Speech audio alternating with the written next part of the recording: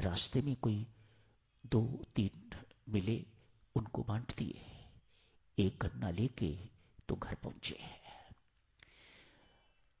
पत्नी देख के एक गन्ने को और पति को आग बबूला हो गई है, बड़ी क्रुद्ध हो गई है।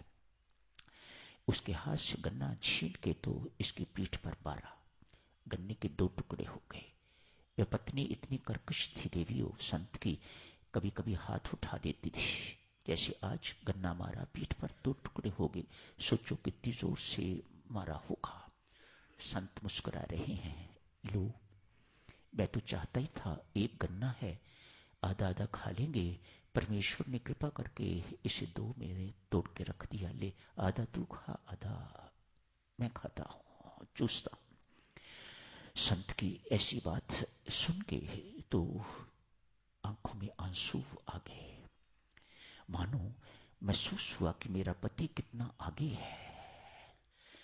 मुझे पता है कि क्रोध की अग्नि व्यक्ति को जला के राख कर देती है, ईर्ष्या की अग्नि व्यक्ति को जला के तो राख कर देती है, लेकिन मैं क्या करूं, मेरे वश की बात नहीं है। मेरा पति कहीं आगे है, इसको कुछ भी क्रुद्ध नहीं करता।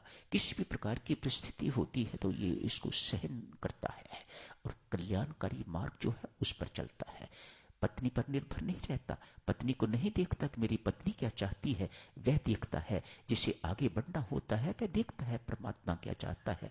मुझे परमात्मा के मार्ग पर चलना है, न कि पत्नी के मार्ग पर, न कि संसार के मार्ग पर। अतएव पत्नी की बात का बिल्कुल बुरा न मान के तो उन्होंने परमात्मा का पल्लू छोड़ा नहीं और सुदृढ़ करते रहे हैं। आज देवियों, तुकाराम का पुत्र बहुत बीमार पड़ गया है। तुकाराम को पता नहीं, तुकाराम अपने मंदिर पे भगवान की पूजा में व्यस्त है। गुर्दे की दर्द है पुत्र को, छोटी आयु है पर गुर्दे की दर्द है, पीड़ा से तड़प रहा है, रो रहा है, बिलख रहा है। पत्नी भी बहुत बेचैन हो गई है। एक फूटी कौड़ी नहीं घर में कि इलाज करवा सके, किसी डॉक्टर को दिखा सके, किसी वैद्य के पास जा सके या कुछ कर सके, ऐसा कुछ नहीं है। अतएव तंग आके तो कहा ठीक है। उस अपने पुत्र को उठा के साथ लेके तो मंदिर के आंगन में पटक आई। ले, संभाल इसे। वह पुत्र रोता रहा। तुकाराम ने देखा मेरा बालक है, मेरा पुत्र है, रो रहा है, कोई तकलीफ होगी इसे। तुकाराम कोई डॉक्टर नहीं है, कोई वैद्य नहीं है, कोई हकीम नहीं है, कोई जादूगर नहीं है, परमेश्वर का भक्त है।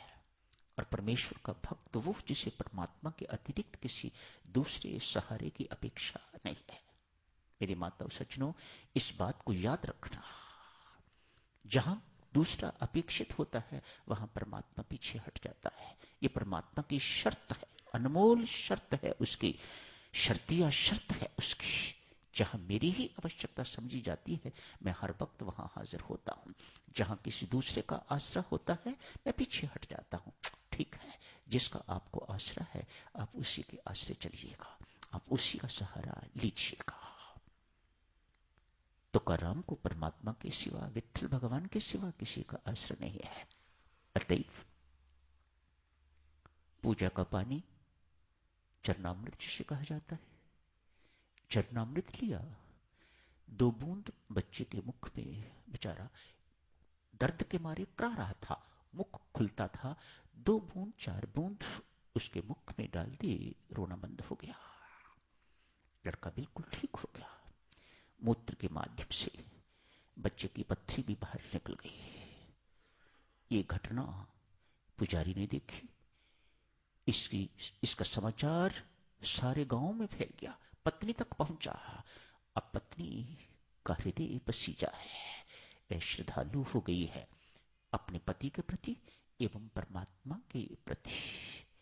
आगे की चर्चा साथ जो कल करेंगे, आज यही समाप्त करने की इजाजत दीजिएगा। धन्यवाद।